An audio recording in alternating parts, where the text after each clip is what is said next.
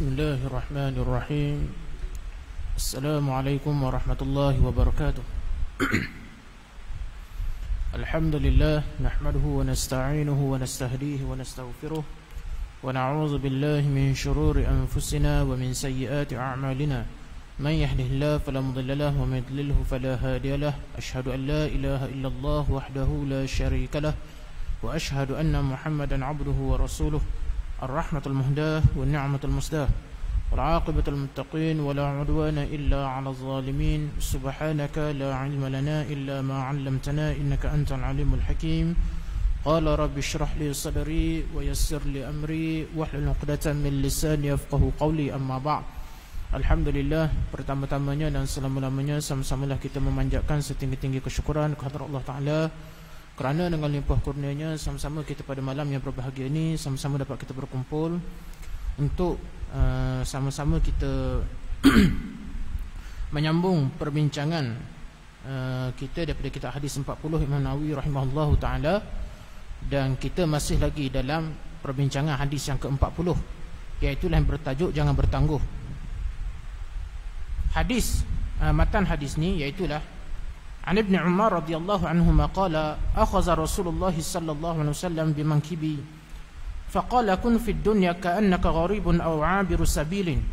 Wa kana Ibn Umar radhiyallahu anhuma yaqulu idza amsayta fala tantazir as-sabah wa idza asbahta fala tantazir al-masa wa khudh min sihhatika limaradika wa min hayatika limautika. Daripada Ibn Umar radhiyallahu anhuma, beliau berkata Rasulullah sallallahu alaihi wasallam telah memegang bahuku, lantas baginda bersabda, jadilah kamu di dunia ini seperti orang asing atau yang musafir. Ibnu Umar radhiyallahu anhuma berkata, apabila kamu berada di waktu petang, janganlah kamu tunggu sehingga ke pagi, dan jika kamu berada di waktu pagi, janganlah ditunggu sehingga ke petang. Gunalah masa sihatmu sebelum masa sakitmu, dan gunalah masa hidupmu sebelum waktu matimu. Jadi sebelum ni kita dah huraikan beberapa perkara lah daripada hadis ni. Di antaranya ialah bagaimana kaedah Nabi mendidik, bagaimana Nabi ni dikenali sebagai seorang pendidik, sebagai seorang murabbi. Dan Nabi SAW, kalau kita perhatikan dalam banyak hadis, Nabi SAW seorang yang kaya dengan pelbagai metod ataupun kaedah pengajaran dalam nak mendidik dan mengajar sahabat. Dan begitu juga kita dah huraikan sebelum ni, iaitulah bagaimana Ibnu Umar ni contoh orang yang benar-benar memanfaatkan ataupun mengambil faham nasihat orang. Jadi sebagaimana contoh yang ditunjukkan Ibnu Umar ni, hadis ni ayat dia pendek je sebenarnya, matan dia pendek saja, yang panjangnya huraian Ibnu Umar. Jadi maksudnya seorang bila mana dia menerima suatu nasihat, menerima suatu pengajaran, maka dia kena meneliti dan memahami maksud pengajaran yang disampaikan kepada dia ni. Dan begitu juga menggunakan masa dengan sebaiknya, kerana masa yang berlalu ditakkan menunggu kita. Tidak ada pernah berlaku dalam sejarah masa terhenti tunggu seseorang, tak ada pernah berlaku. Yang banyak berlakunya ialah banyaknya manusia ataupun ramainya manusia yang kerugian kerana ditinggalkan oleh masa ni. Jadi kita masuk pada huraian seterusnya daripada hadis ni, iaitulah yang kelima, bersegera melakukan amal kebaikan. Ke atas seorang muslim itu bersegera dalam melakukan amal kebaikan dan memperbanyakkan ketaatan kepada Allah Subhanahu wa taala. Ini berbetulan dengan firman Allah Subhanahu wa taala, fastabiqul khairat. Oleh itu berlumba-lumbalah kamu mengerjakan kebaikan. Jauhilah sifat bertangguh-tangguh, kerana kita tidak tahu bilakah ajal kita akan tiba dan adakah bekalan kita sudah mencukupi untuk menyelamatkan kita pada hari yang tidak berguna lagi harta serta anak pinak, melainkan bagi yang datang dengan hati yang sejahtera. Baik. Jadi yang seterusnya daripada huraian hadis ni ialah bersegera melakukan amal kebaikan. Bersegera melakukan amal kebaikan. Sebelum ni tuan-tuan kita dah jelaskan, usia yang berlalu dia bertambah dari sudut angka, tapi dia berkurang dari sudut masa. Angka bertambah, angka usia kita tu lah, daripada 30, 45, 60 apa semua, dia bertambah angka ni. Tetapi masa dia semakin singkat, dia semakin pendek. Jadi kerana itu orang yang cerdik, dia tidak akan membiarkan masa yang berlalu ni begitu sahaja. Dia akan sentiasa mengisi masa dia dengan amal.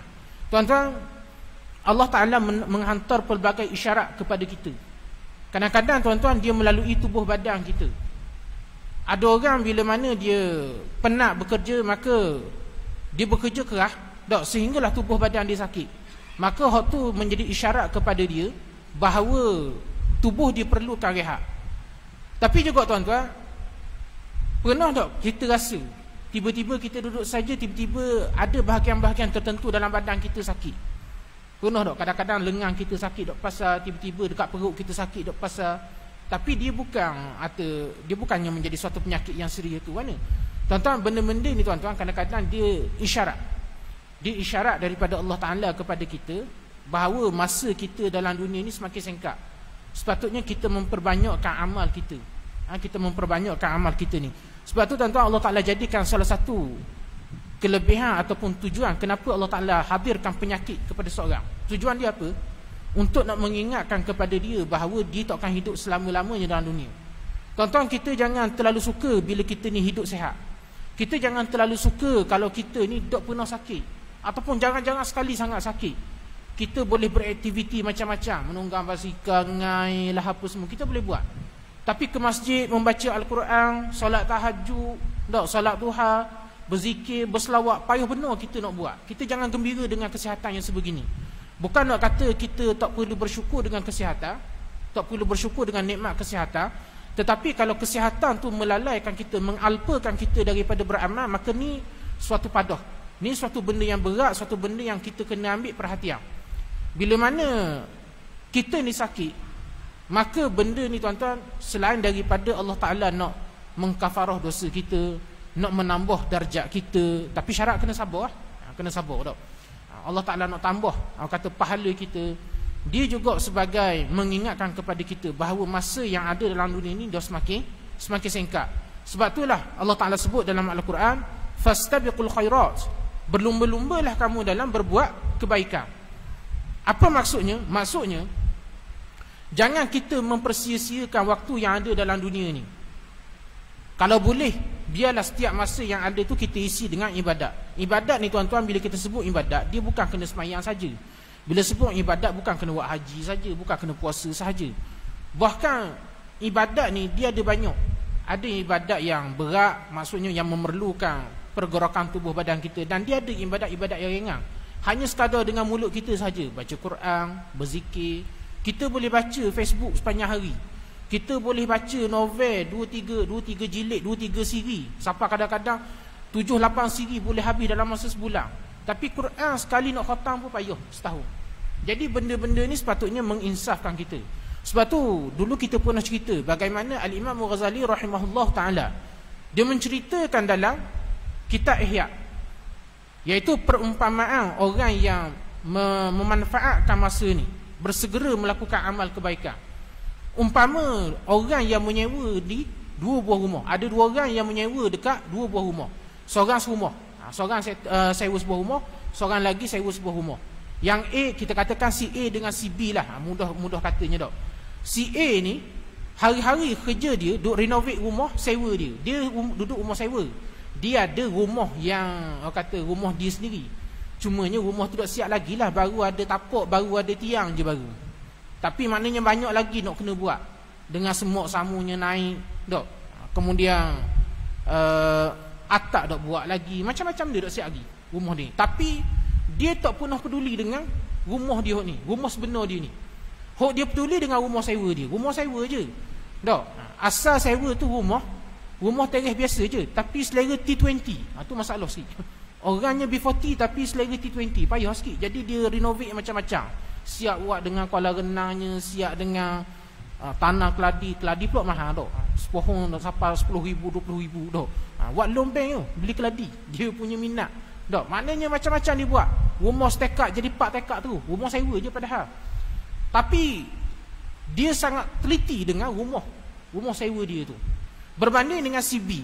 Yang seorang lagi CB ni pula ni tuan-tuan, dia jaga rumah sewa dia tu. Rumah sewa dia tu dia jagalah. Rumah ni dia duduk dan juga menjadi amanah kepada dia untuk dia jaga. Maka dia jaga molek rumah ni. Tapi tak ada lah siapa nak renovate besar dapur lah apa. Siapa tambah pula 2-3 tekak. Dia ni, si B ni tuan-tuan, kerja dia, setiap hari dia akan pergi ke rumah dia. Rumah sebenar dia tu, rumah dia sama kot macam ke hok si A ni. Dok siap kot lagi. Tapi setiap hari dia buat bersih tanah, dok. Kemudian pasang dinding, tapak tiang ada dah. Pasang dinding, pasang atap, dok. Sikit-sikit. Dia bukan kata 24 jam dia buat kerja kat rumah dia. Dia hanya ambil masa 2 ke 3 jam je sehari. Lalu sehinggalah tuan-tuan, bila namanya rumah sewa, sudah pasti masa dia tu kita akan kena keluar. Rumah sewa, tak ada orang duduk rumah sewa sampai mati, melainkan memang ajar dia pendek. Ajar dia pendek, jadi dia memang mati setakat tu je rumah tu. Nak kata benda lain tu. Cumanya tuan-tuan, tu kalau kita katakan hidup atas dunia ni lah. Jadi tuan-tuan, si A ni pula hari-hari duk renovate ke rumah dia ni. Sehinggalah sampai satu saat dan ketika masing-masing kena keluar daripada rumah. Tuan rumah nak ambil balik rumah. Tuan rumah nak ambil baliklah rumah dia ni. Jadi si A ni keluar dalam keadaan rumah dia duk siap-siap. Rumah tapak dengan tiang tu lah. Atap tak ada. Dinding tak ada. Berbanding dengan si B ni yang setiap hari, walaupun duk ambil masa yang lama dalam sehari, tapi dia istiqamah. Setiap hari dia buat rumah dia ni. Dia pergi siapkan rumah dia. Rumah ni jaga juga rumah sewa, tapi rumah tu dah tinggal. Dan bila mana dia masing-masing kena keluar, si A keluar dalam keadaan dia tak ada tempat nak kembali. Nak kembali rumah dia pun rumah dah siap lagi.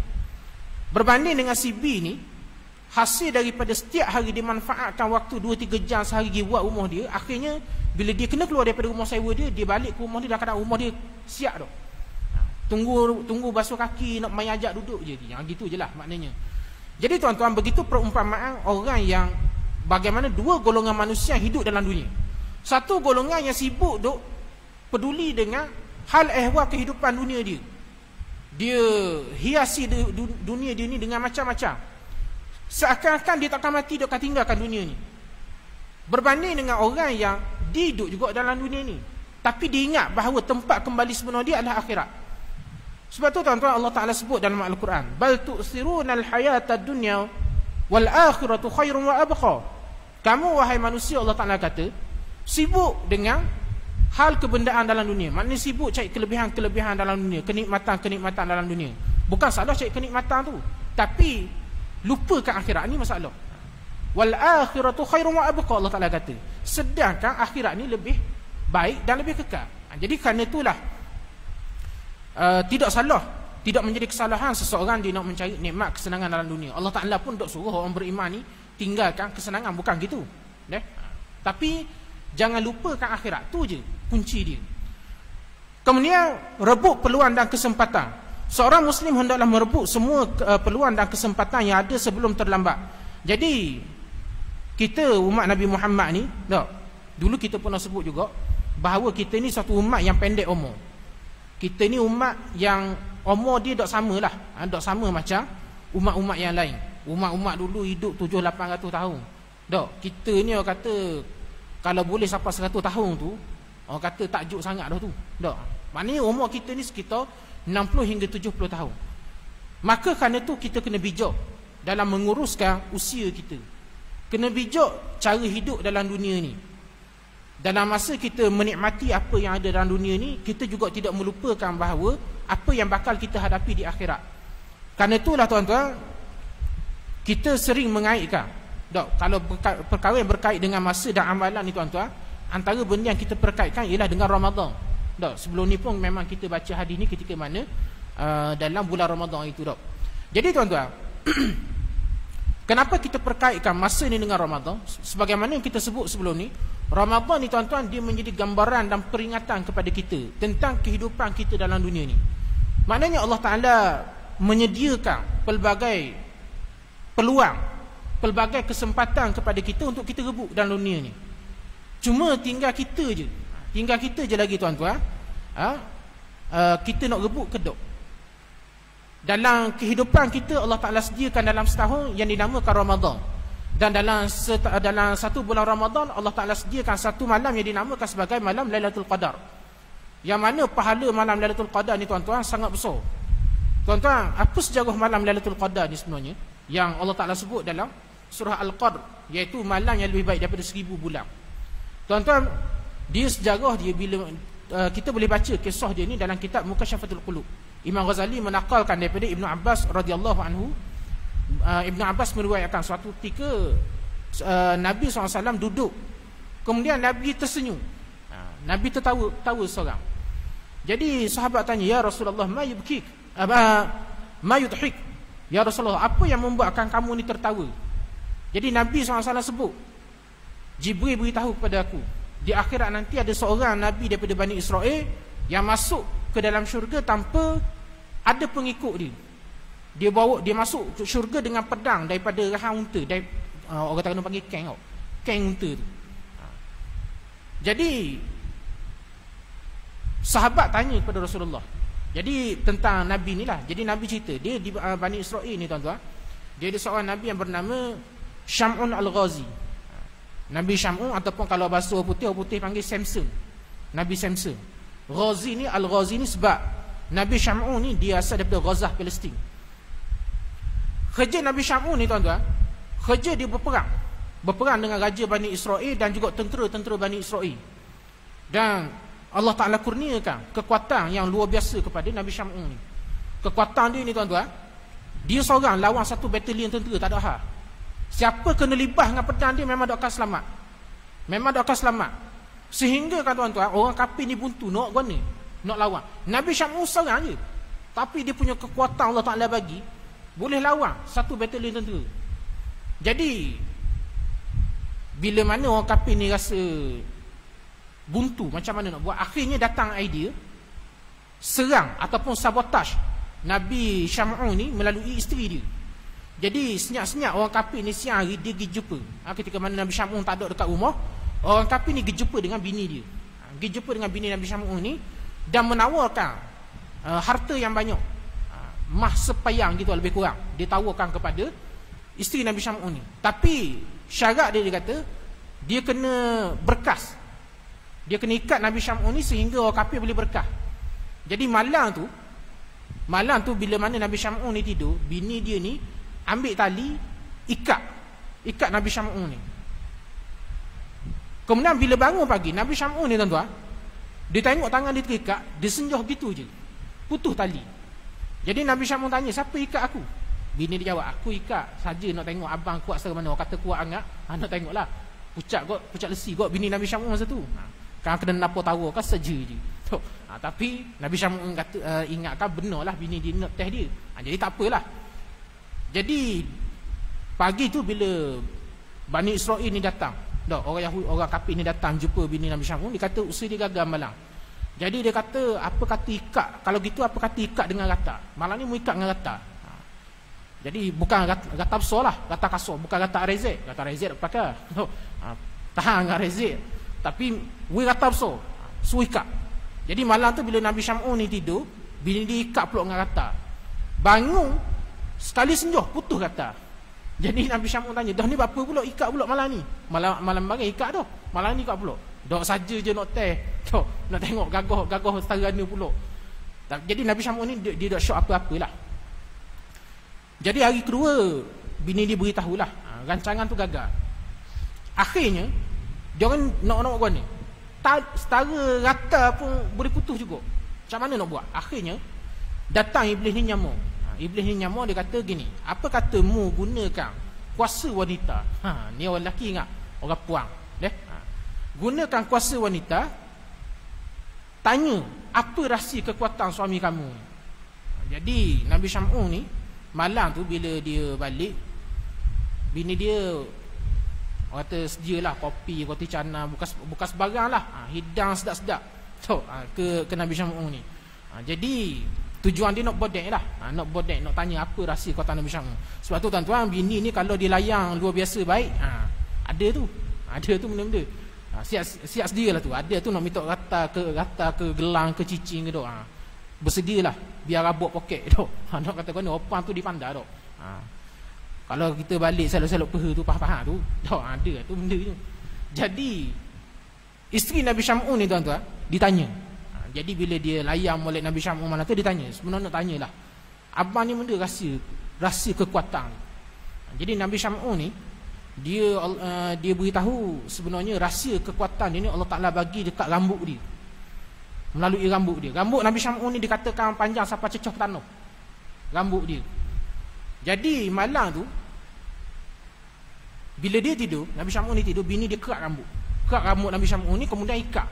Dan pagi tu bila Nabi Syam'un bangun, tak boleh nak senja sekarang. Dia sungguh. Jadi akhirnya tuan-tuan, dipendekkan cerita, pagi tu orang kafir mari berkah Nabi Syam'un ni dan bawa ke hadapan Raja Bani Israel. Dan pada ketika tu, demi nak melunaskan dendam, Raja Bani Israel ni cukir mata dia, butakan mata Nabi Syam'un ni, kerak telinga dia, kerak lukakan tangan dia semua, sehingga Nabi Syam'un ni cedera parah. Dan ketika tu Allah Ta'ala tanya Nabi Syam'un, benda sekarang ni hok dia nak. Maka Nabi Syam'un jawab, aku nak balas dendam, nak balas balik perbuatan ni, perbuatan orang kafir dengan bini dia ni. Jadi Allah Ta'ala kembalikan kekuatan Nabi Syam'un ni, dan dia runtuhkan. Sekali dia senjoh tangan dia tu, hok kena ikat dengan rambut dia dengan tali dekat istana tu. Sekali dia senjoh tiang istana tu, runtuh habis, bahan habis. Raja Bani Israel dan juga tentera-tentera dia sekali dengan bini dia yang khianat. Dan tuan-tuan, sejak daripada tu Nabi Syam'un ni bersumpah dia akan hanya berjuang, berjihad di jalan Allah Ta'ala selama 1000 bulan. Allah Ta'ala kurniakan kepada dia 1000 bulan, 84 tahun lah lebih kurang. Siang hari berjuang dalam keadaan berpuasa, malamnya pula tak tidur, diisi dengan bertahajud. Tu nak cerita luar biasa amalan dan kekuatan Nabi Syam'un ni. Kita dah usah berangan nak perang bulan Ramadan. Bulan Ramadan pun main fut panda. Tak usah berangan nak perang tu. Tak. Bulan Ramadan petang dekat nak buka lepek. Tak, macam budak baru belajar puasa kadang-kadang. Jadi nak perang tu memang jauh lah kita ni. Tapi makna nak royak tuan-tuan, bila mana sahabat dengar cerita Nabi Syam'un ni, sahabat sebut kepada Rasulullah, ya Rasulullah, untung umat-umat dahulu umur mereka panjang sehingga mereka boleh banyak beribadat kepada Allah. Jadi kemudian Nabi Muhammad SAW, Rasulullah berdoa kepada Allah Ta'ala, ya Allah, mudah jadikan umat aku ni satu umat yang pendek usia dia.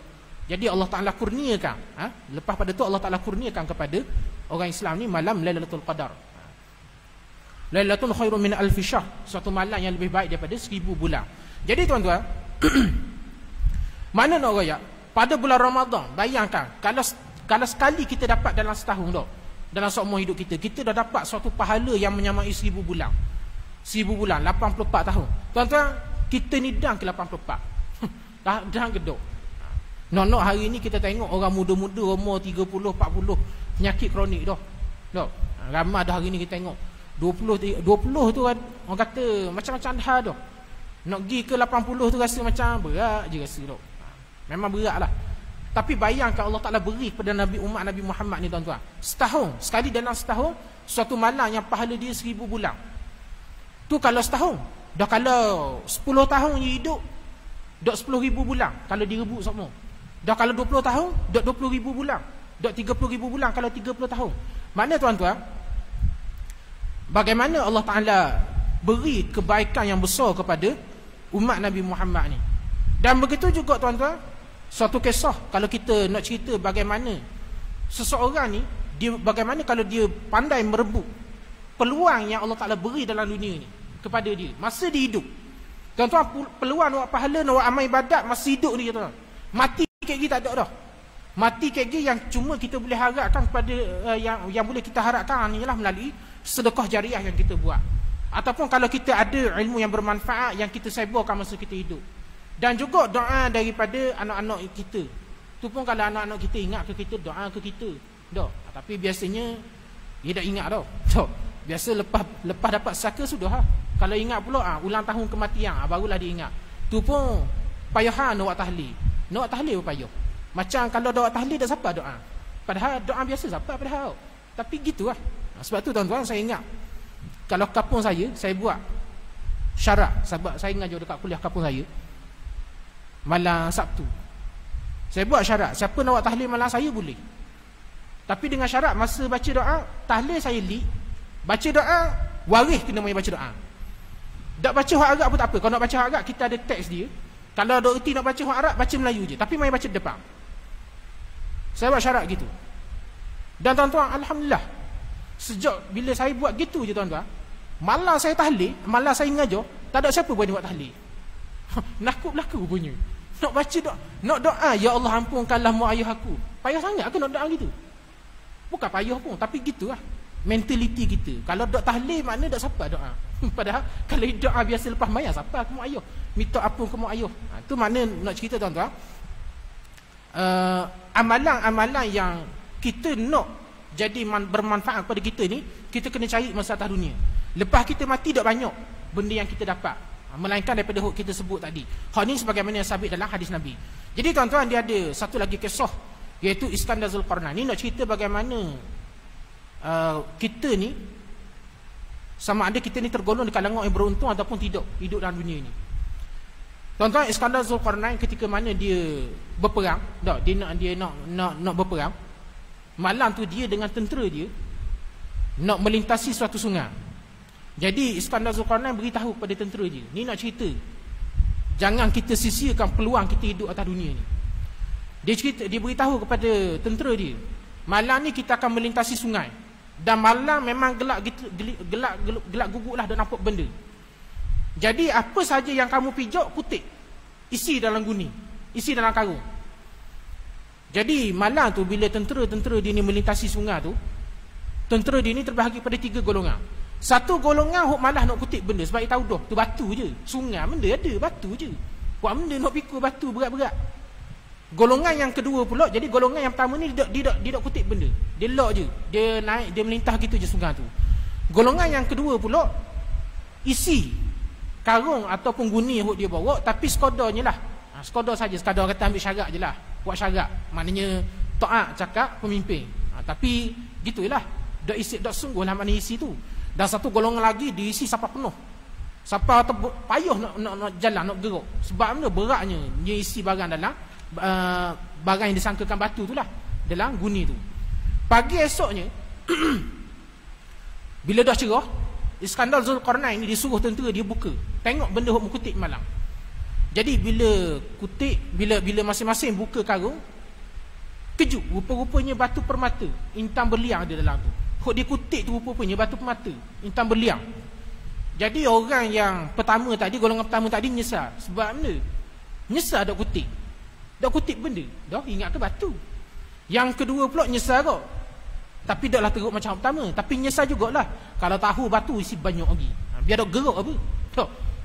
Kalau ingatkan batu permata, ni duk ingat ke batu biasa. Jadi dak sungguhlah, sekadar taat je isi.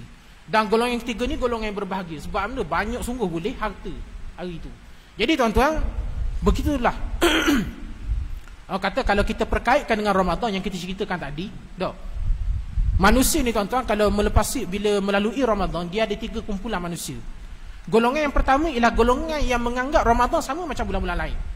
Dia tak ada makna intention untuk diibadat, nak cari amalan, nak menambah pahala, tak ada benda tu bagi dia. Kalau peluang nak duit, tu dia buat. Bulan Ramadan lah nak buat bazar, bulan Ramadan lah nak niaga baju, bulan Ramadan lah nak buat apa-apa, nak cari duit, nak raya kan? Tak.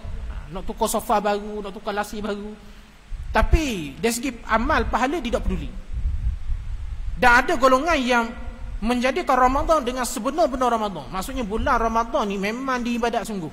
Sebelum Ramadan dia tak sungguh mana, tapi bulan Ramadan dia memang sungguh. Dan selepas Ramadan dia kembali macam biasa. Maknanya ibadat sekadar-sekadar je lah. Dan ada satu lagi golongan yang menjadikan Ramadan ni sepanjang tahun. Sepanjang tahun, sehinggalah bertemu pula Ramadan yang akan datang. Iaitu orang yang di luar, sebelum Ramadan, semasa Ramadan dan selepas Ramadan, ibadat dia tetap sama. Dia sentiasa menggandakan ibadat dia. Jadi begitulah kita tuan-tuan, kita hidup atas dunia ni, semua terpulang kepada kita. Bukan tidak ada peringatan kepada kita, bukan tak ada suruhan, bukan tak ada perintah kepada kita supaya buat amal, bukan tak ada pengajaran kepada kita tentang amalan-amalan yang bermanfaat untuk kita. Bukan tak ada, benda tu ada. Cuma kita je nak dengar ke tak mampu. Tak. Hot nak dengar, mari dengar. Bayang belajar dan beramal. Ada orang dengar tapi tak beramal. Ada orang dia dengar dan dia beramal. Dan ada orang malah cara. Pak anda ya lah, ustaz nak bela benda pun. Tak. Duli apa? Isyak lagi mari mula. Mari dah sejid balik mula. Tak.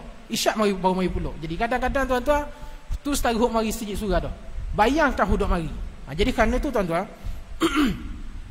amat rugi bila mana kita hidup dalam dunia yang Allah Ta'ala sediakan pelbagai peluang kepada kita, tapi kita tak rebut. Jadi ini suatu kerugian yang besar. Kemudian yang ketujuh, zuhud di dalam kehidupan dunia. Hadis ni menggalakkan untuk zuhud dalam kehidupan dunia dan menghindarkan diri daripada kesibukannya. Tetapi ini bukanlah bererti meninggalkan amal usaha dan kegiatan. Bahkan yang dimaksudkan di sini ialah tidak bergantung dengan sibuk dengan dunia sehingga lupa amal akhirat. Jadi ulama menyebut dah, laisa az-zuhdu alla tamlika syai'an walakinna az-zuhda an la yamlikaka syai'un. Zuhud ni bukan bermaksud kamu tidak memiliki sesuatu, tapi zuhud bermaksud kamu tidak dimiliki oleh sesuatu. Itu maksud zuhud. Jadi huraian seterusnya ialah yang kita kena fahami daripada hadis ni, zuhud terhadap kehidupan dalam dunia. Baik, tuan-tuan, kita kena memahami maksud zuhud dengan sebagaimana yang diajarkan oleh Nabi dan diajarkan oleh sahabat dan juga para ulama. Bukan dengan zuhud sebagaimana yang kita faham dengan akal fikiran kita yang cetek. Ada orang dia faham zuhud ni maksudnya kena hidup miskin, tak boleh ada rumah, kena naik bisikal buruk, tidur bawahnya batang, tu baru zuhud. Tak, tu bukan zuhud, tu papa kedana. Ataupun kalau bahasa Terengganu dipanggil basak terik. Maknanya memang teruk benar tu. Tak, sapak.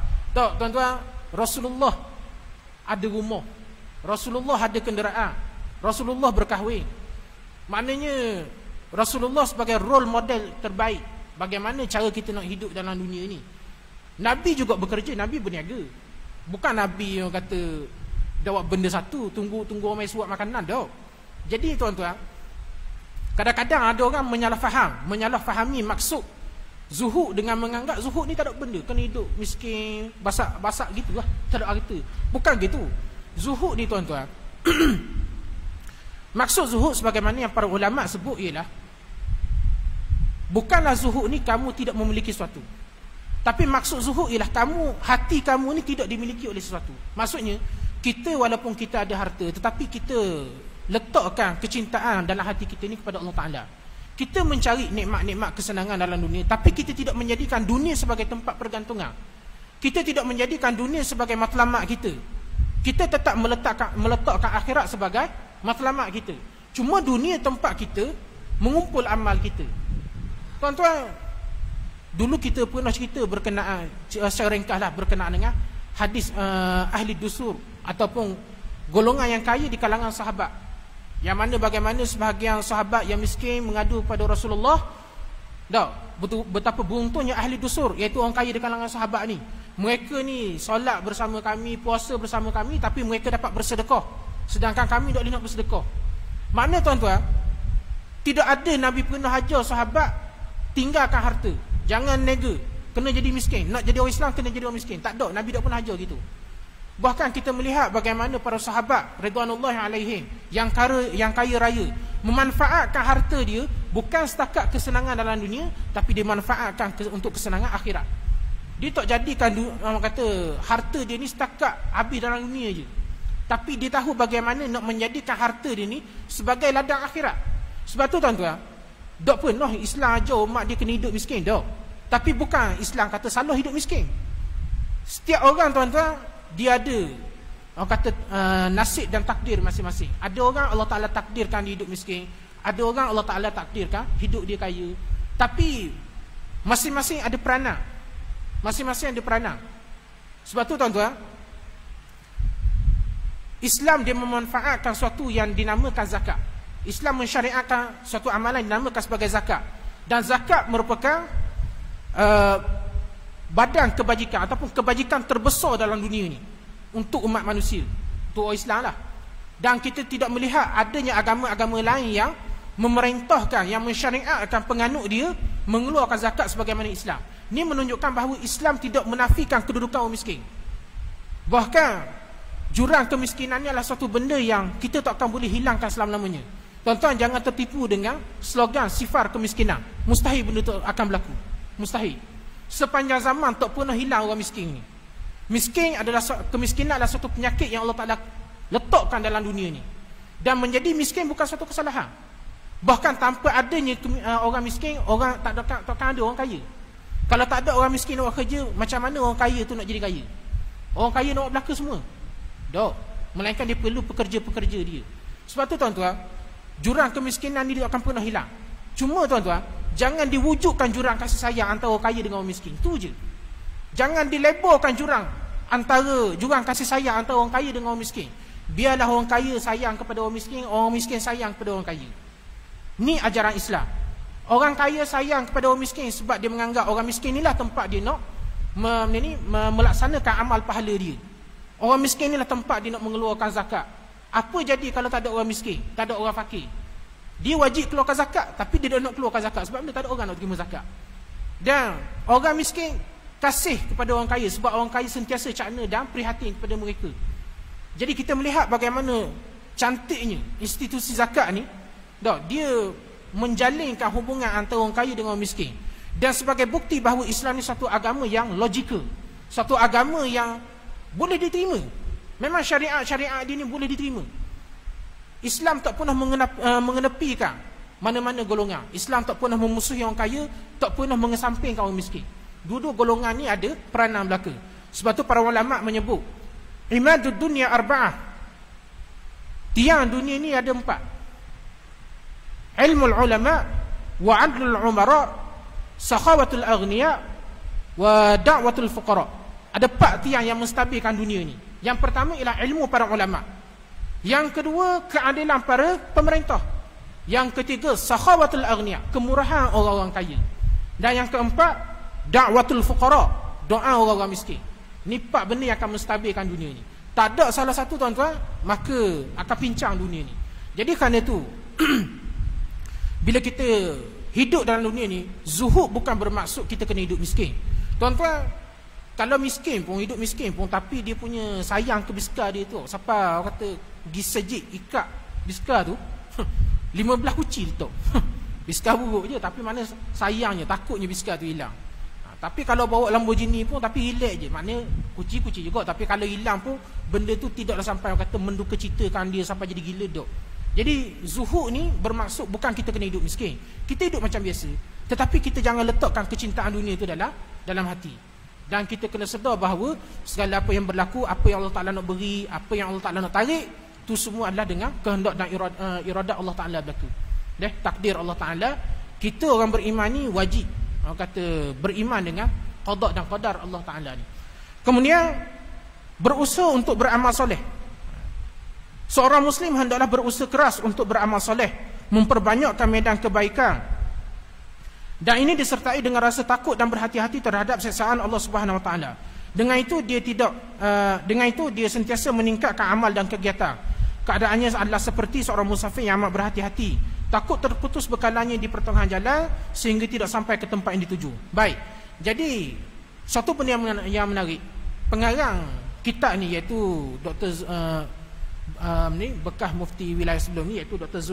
Zul Muhammad Al-Bakri lah, Zulkifli Muhammad Al-Bakri ni, dia sebut seorang Muslim hendaklah berusaha keras untuk beramal soleh. Tuan-tuan, digunakan kalimah berusaha keras untuk beramal soleh. Pasal apa kena sebut? Pasal apa orang kata Sahibus Samahah menyebutkan kena berusaha keras untuk beramal soleh? Kenapa tak disebut? Maknanya kita hendaklah beramal soleh sahaja. Sebab tuan-tuan nak royak, amal soleh ni dia walaupun suatu benda yang sebenarnya bukan benda yang berat, tetapi nak buat benda tu jadi cabaran ni.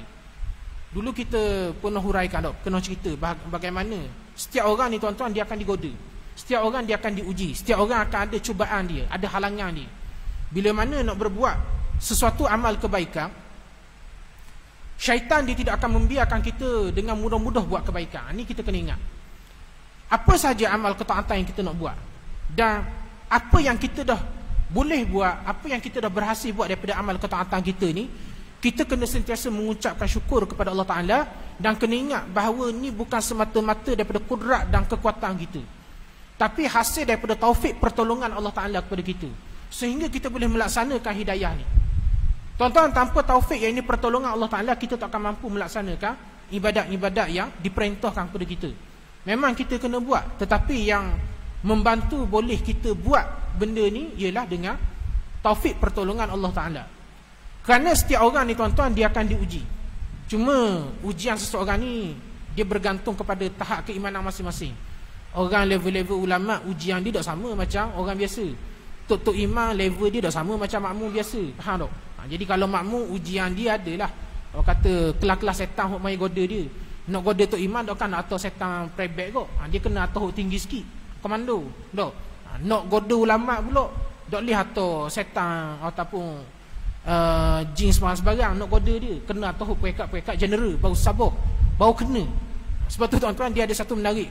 Kalau kita baca dalam bab membaca Al-Quran lah. Bab ni a'malul qalbi fit tilawah.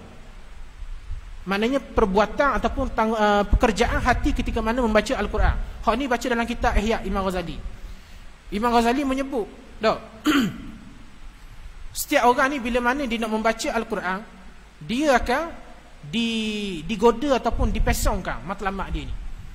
Tuan-tuan, orang biasa macam kita, hok malas baca Quran, dak. Hok malas baca Quran ni. Setan nak goda bukan payah sangat. Kita 4-5 bulan dah baca Quran. Dak, ngelah baca masa namak Ramadan itu. Dak. Lepas tu dak buka-buka dah Quran. Cuma itu lepas 2-3 bulan lepas Ramadan tiba-tiba berasa tergerak nak baca. Biarlah semuka pun nak baca kot sekali. Tuan-tuan, setan senang je. Dia masuk mesej se, WhatsApp se, notification Facebook se, sudah kita ataupun video TikTok se masuk ada benda lah. Baru nak baca Quran dah lah 2-3 bulan dah nak baca. Sekali mari hok gitu, layah tu dah ingat dah nak baca Quran tu. 4-5 bulan ke depan pula kalau baca pula. Bagi ahlul Quran, orang yang bermulazamah dengan Al-Quran, mereka juga tidak terlepas daripada diuji. Contoh macam tok-tok guru Quran umpamanya dok. Mereka juga ni orang kata tidak terlepas daripada diuji. Tapi ujian dia tak samalah macam kita. Ujian dia bukan WhatsApp Facebook. Hok kelah-kelah gini tuan-tuan. WhatsApp daripada masjid pun tak baca. Tok guru Quran 2 bulan dah, 3 bulan dah mesej ni masjid mesej. Suruh mai ambil pitih mengajar Quran. Dok, tak baca terang. Pada zuhud gitu. So, mana tak ada dunia dalam hati dia ni. Cuma tuan-tuan, Imam Ghazali menjelaskan bagaimana pula ahli Al-Quran ni digoda. Tu mana nak cerita godaan orang-orang hok level-level tok guru ni lain. Tidak macam kita lah, kelas-kelas prebek padang dah. Jadi mereka ni tuan-tuan, mereka tidak digoda supaya tak baca Quran. Mereka baca Quran, tetapi kadang-kadang disibukkan dengan jaga makhraj, jaga tajwid, jaga fasahah. Habis 5 juzuk, habis 10 juzuk baca, sekali baca. Tapi satu benda dia terlupa.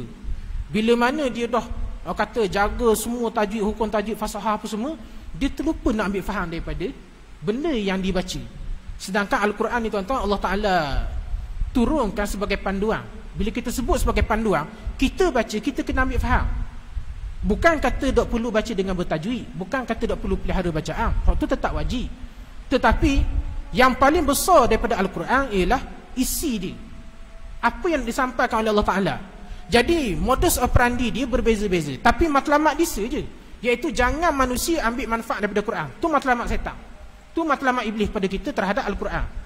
Jadi orang biasa macam kita tak baca Quran lah jadinya dok.